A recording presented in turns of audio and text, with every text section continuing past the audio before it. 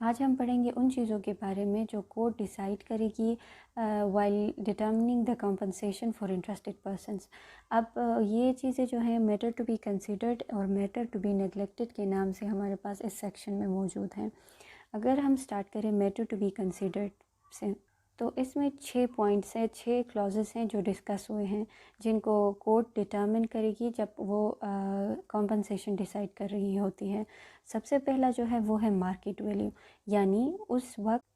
جب وہ زمین وہ آدمی بیچ رہا تھا یا لینڈ کو ایکوائر کیا جا رہا تھا گورنمنٹ کے تھرو، تو اس وقت اس کی مارکیٹ ویلیو کیا تھی، اس کو ڈٹرمنیشن میں رکھتے ہوئے کمپنسیشن اس کو دیا جائے گا۔ اس کے علاوہ جو سیکنڈ کلاز ہے اس میں یہی کہا گیا ہے کہ ڈیمیج ٹو کراپس کے نام سے ہے، یعنی کہ اگر کوئی کراپس وغیرہ اس زمین میں اگے ہوئے تھے جن سے اس کو فائدہ ہو رہا تھا،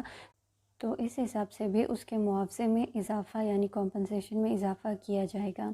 پھر جو تھرڈ کلاس ہے وہ ہے ڈیمیج ٹو ادر لینڈ، یعنی اگر اس کی کوئی اور زمین بھی اس زمین کے ساتھ جڑی ہوئی ہے تو اس کو اضافی معاوضہ دیا جائے گا، یعنی اس کی کمپنسیشن انکریز ہو سکتی ہے۔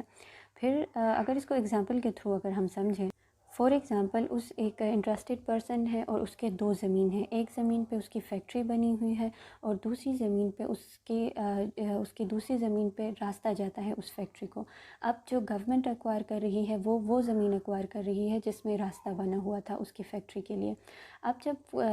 اس راستے کے تھرو جو آدمی ہے اس کے فنشڈ گڈس اور اس کے را مٹیریلز وہ فیکٹری تک جاتے تھے، اب جب گورنمنٹ اس راستے کو لے لے گی تو ظاہری بات ہے اس کو اپنے لیے ایک الٹرنیٹیو روٹ بنانا پڑے گا۔ اب اس الٹرنیٹیو روٹ کو بنانے کے لیے جتنے پیسے وغیرہ لگیں گے تو وہ بھی گورنمنٹ حساب لگا کر اس کے جو کمپنسیشن ہے اس میں ایڈ اپ کر کے اس کو دے دے گی۔ لیکن پھر یہ بھی بات ہے کہ کورٹ ساری چیزوں کو ایویڈنس کو دیکھنے کے بعد یہ فیصلہ کرے گی کہ آئدر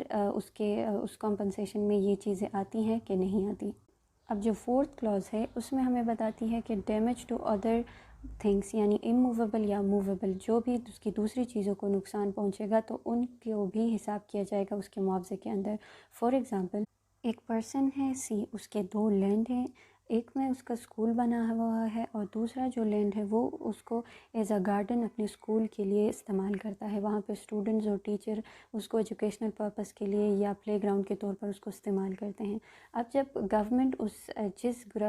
جو پلے گراؤنڈ اسکول کا ہے اس کو ایکوائر کر لے گی تو اس وقت یہ اس کو ایکوائر کرنے سے جتنے بھی ڈیمیجز اس بندے کو ہوں گی، فار ایگزامپل اسٹوڈنٹ جو ہوں گے وہ ادھر ایڈمیشن نہیں کرنا چاہ رہی ہوں گی کیونکہ وہاں پہ پلے گراؤنڈ نہیں ہے یا اوپن ایریا نہیں ہے، پیرنٹس وہاں پہ ایڈمیشن نہیں کروانا چاہ رہی ہوں گی اپنے بچوں کا، تو اس طرح کی لاس اگر اس کو ہو گئی، اس سے انجوریسلی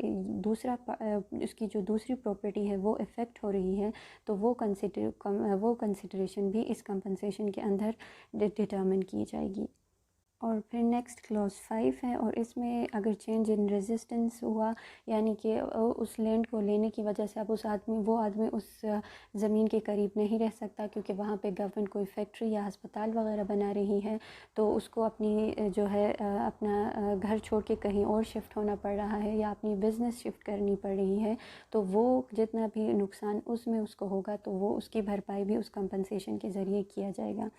پھر جو لاسٹ ہمارے پاس آتی ہے 6، اس کو بھی اگر ہم اگزامپل کے تھرو سمجھیں گے تو زیادہ آسان ہوگا۔ فار ایگزامپل ایک بندہ ہے ڈی، اس کی ایک زمین ہے جس زمین سے وہ اس میں فار ایگزامپل وہ شوگر کین وغیرہ یا ویٹ وغیرہ اگا کر اپنے لیے پروفٹ کماتا ہے۔ جب گورنمنٹ اس زمین کو لے لے گی، یعنی گورنمنٹ جو ہے پراپر ڈکلیریشن ایشو ہوا ہے لیکن ابھی تک پوزیشن نہیں لی گئی ہے، اب جو ڈکلیریشن سے لے کے پوزیشن تک کا جو ٹائم ہے اس ٹائم میں بھی اس بندے کی اونرشپ آلموسٹ اس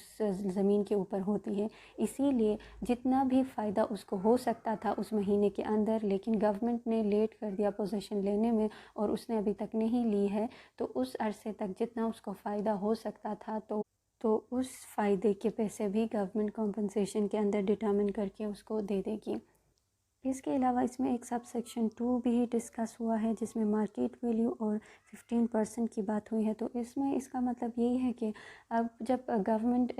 لینڈ ایکوائر کرتی ہے انڈر سیکشن 4 تو اس ٹائم سے لے کر ایوارڈ دینے تک ایک عرصہ ہوتا ہے، تو اس عرصے کے بیچ جتنا فائدہ اس آدمی کو ہو سکتا تھا لیکن اس کو نہیں ہوا، ان کو کور اپ کرنے کے لیے 15% اس کو اس مارکیٹ ویلیو کے اوپر رکھ کر کمپنسیشن میں دیا جائے گا۔ یہ تھی وہ کنسیڈریشن یا وہ چیزیں جو کورٹ کنسیڈریشن میں رکھتے ہوئے کمپنسیشن ڈیسائیڈ کرے گی۔ پھر نیکسٹ سیکشن 24 ہمارے پاس آتی ہے، اور اس سیکشن میں ان چیزوں کو ڈسکس کیا گیا ہے جو نیگلیکٹ کیے جائیں گی while determining the compensation for interested persons. سب سے پہلا اس میں جو ہے وہ ہے ارجنسی۔ اب ارجنسی کا کیا مطلب ہے؟ تو اس کا مطلب یہی ہے کہ کوئی زمین گورنمنٹ کو جلدی میں چاہیے یا اس کو مطلب لیٹ چاہیے۔ فار ایگزامپل اس کو جلدی وہاں پہ کوئی ہسپتال وغیرہ بنانا ہے یا 1 سال کے بعد بنانا ہے، اس ٹائم لمٹ سے اس کی کمپنسیشن پہ کوئی اثر نہیں پڑے گا، اس کو نہ زیادہ نہ کم ملیں گے۔ یہ چیز اس سے بالکل سپریٹ ہوگی، اس کو نیگلیکٹ کیا جائے گا۔ نیکسٹ جو ہے وہ ہے ڈس لائکنیس۔ اگر کوئی آدمی کہے کہ وہ نہیں بیچنا چاہتا اپنی زمین یا اس سے کوئی ایموشنل اٹیچمنٹ اس کی جڑی ہوئی ہے، تو ان چیزوں کو بھی نیگلیکٹ کیا جائے گا۔ تھرڈ جو ہے وہ یہی ہے کہ اگر کوئی آدمی یہ کہے کہ اس کی زمین کو بیچنے سے اس کے سوشل سٹیٹس میں کوئی فرق آیا ہے، یا کوئی آدمی کہے کہ اس کو بیچنے سے مجھے ذہنی سکون نہیں مل رہی ہے یا میری پرائیویسی میں مداخلت ہو رہی ہے، تو یہ چیزیں بھی کورٹ ڈٹرمن نہیں کرے گی۔ یعنی ان سمپل ورڈ جب ایک عام بندہ اس کے ساتھ جب ٹریڈ کرے گا تو ان چیزوں کو کنسیڈریشن میں رکھتے ہوئے نہیں کرے گا، اسی طرح گورنمنٹ بھی ان چیزوں کو کنسیڈر نہیں کرے گا، ان کو نیگلیکٹ کیا جائے گا۔ پھر فورتھ، اب اس کو بھی اگر ہم ایگزامپل کے تھرو ہی سمجھیں گے تو زیادہ آسان ہوگا۔ فار ایگزامپل ایک بندے کی زمین کو ایکوائر کیا جا رہا ہے گورنمنٹ کی طرف سے۔ اب اس زمین پہ اس بندے نے ایک کنواں بھی بنایا ہوا تھا، لیٹ سے ویل بنایا ہوا تھا۔ اب اس کنویں اس زمین جس کو گورنمنٹ نے ایکوائر کیا ہے وہ اس پہ فیکٹری بنا رہی ہے، مائننگ فیکٹری۔ اب اس مائننگ فیکٹری سے جو زہریلا پانی آتا ہے وہ کنویں کے پانی کو گندا کر سکتا ہے اور یہ خطرناک ہو سکتا ہے۔ اب اس کے لیے کمپنسیشن اس آدمی کو نہیں دیا جائے گا، کیونکہ اب گورنمنٹ نے اس لینڈ کو ایکوائر کر چکے ہیں۔ اس میں صرف وہی چیزیں کنسیڈر کی جائیں گی جو سیکشن 23 میں مینشن تھی۔ پھر جو نیکسٹ آتی ہے وہ ہے سیکشن کلاز 5 آتی ہے، اور ففتھ میں یہی ہے کہ فار ایگزامپل اگر کوئی کسی بندے کی زمین کسی ہائی وے پروجیکٹ کے لیے استعمال کی جا رہی ہے اور جس کی وجہ سے اس کی زمین کی قیمت بہت زیادہ ہو رہی ہے، تو یہ چیزیں بھی ڈٹرمن نہیں ہوں گی اس کو کمپنسیشن دیتے ہوئے، کیونکہ یہ پروجیکٹ بعد میں آ رہا ہے، اس کی کمپنسیشن پہلے ہی وہ مارکیٹ ویلیو کے حساب سے ہی ڈٹرمن کی جائے گی۔ پھر 6 میں بھی یہی مینشن ہے کہ اگر کوئی لینڈ اس کی ایک اور دوسری لینڈ ہے جو اس لینڈ کے ساتھ جڑی ہوئی ہے جس کو گورنمنٹ ایکوائر کر رہی ہے، تو اس میں فار ایگزامپل اس کے دوسری لینڈ میں اگر ہائی وے کا پروجیکٹ بن رہا ہے تو دوسرا لینڈ اس کا انکریز ہوا ہے۔ اب اس انکریز کی ویلیو جب اس کی انکریز ہو رہی ہے تو اس کے بدلے میں بھی اس کو کوئی کمپنسیشن نہیں دیا جائے گا۔ اور جو 7th پارٹ ہے اس میں یہی بتایا گیا ہے کہ اگر